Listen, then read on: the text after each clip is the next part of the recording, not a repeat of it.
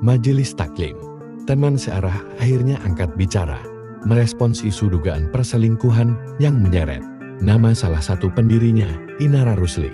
Dengan Insanul Fahmi pihak manajemen merasa perlu meluruskan tudingan miring yang menyebut lembaga mereka sebagai fasilitator kedekatan keduanya, menyusul ramainya desakan publik dan ancaman boikot setelah istri Sah Insanul, Wardati Namawa, melaporkan kasus dugaan perzinaan ini ke Polda Metro Jaya.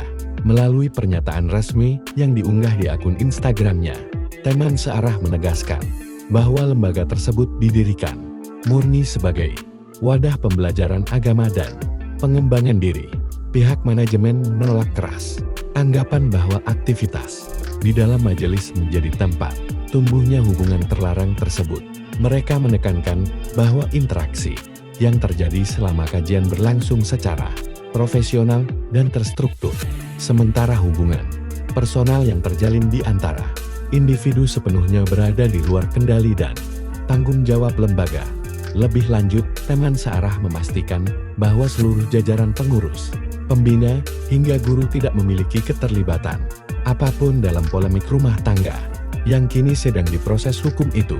Meskipun mengakui Inara Rusli sebagai founder, mereka meminta publik secara bijak memisahkan urusan pribadi sang pendiri dengan kredibilitas majelis.